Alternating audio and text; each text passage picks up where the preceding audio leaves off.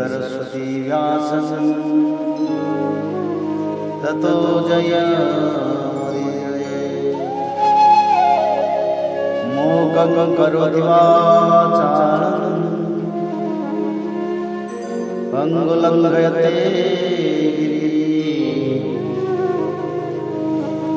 यत्कृपातमहं वन्दे परमानन्दमाधवं।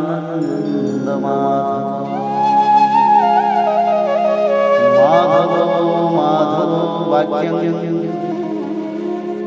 माधवो हरि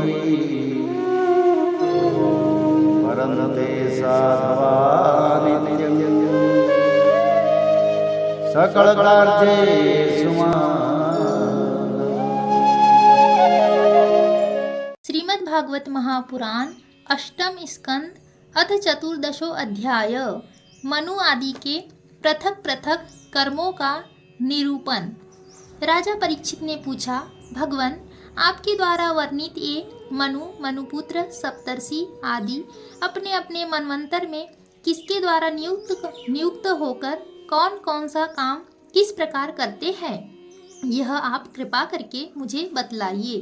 श्री सुखदेव जी कहते हैं, परीक्षित, मनुपुत्र सप्तर्षि और देवता सबको नियुक्त करने वाले स्वयं भगवान ही हैं।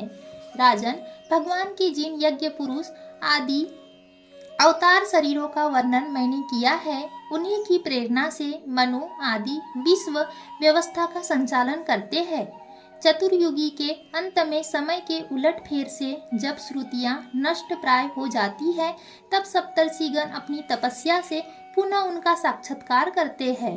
उन श्रुतियों से ही सनातन धर्म की रक्षा होती है। राजन, भगवान की प्रेरणा से अपने अपने मनवंतर में बड़ी सावधानी से सब के सब मनु पृथ्वी पर चारों चरण से परिपूर्ण धर्म का अनुष्ठान करवाते हैं। मनुपुत्र मनवंतर भर काल और देश दोनों का विभाग करके प्रजा पालन तथा धर्म पालन का कार्य करते हैं। पंच महायज्ञ आदि कर्मों में जिन ऋषि, पीतर, भूत और मनुष्य आदि का संबंध है, उनके साथ देवता उस मनवंतर में यज्ञ का भाग स्वीकार करते हैं। इंद्र भगवान की दी हुई त्रिलोकी की अतुल संपत्ति का उपभोग और प्रजा का पालन करते हैं। संसार में यथेष्ट वर्षा करने का अधिकार भी उन्हीं को है। भगवान युग युग में सनक आदि सिद्धों का रूप धारण करके ज्ञान का, याज्ञवल्क्य आदि ऋषियों का रूप धारण करके कर्म का और दत्तात्रेय आदि योगेश्वरों के रूप में योग का उपदेश करते हैं। वे मरीचि आदि प्रजापतियों के रूप में सृष्टि का विस्तार करते हैं। सम्राट के रूप में लुटेरों का वध करते हैं और शीत, उष्ण आदि विभिन्न गुणों को धारण करके काल रूप से सबको संहार की ओर ले जाते हैं। नाम और रूप की माया से प्राणियों की बुद्धि विमूढ़ हो रही है, इसलिए वे अनेक प्रकार के दर्शन शास्त्रों के द्वारा महिमा तो भगवान की ही गाते हैं, परंतु उनके वास्तविक स्वरूप को नहीं जान पाते। परीक्षित, इस प्रकार मैंने तुम्हें महाकल्प और अवान्तर कल्प का परिमाण सुना दिया। पुराण तत्व के विद्वानों ने प्रत्येक अवान्तर कल्प में 14 मनवंतर बतलाए हैं।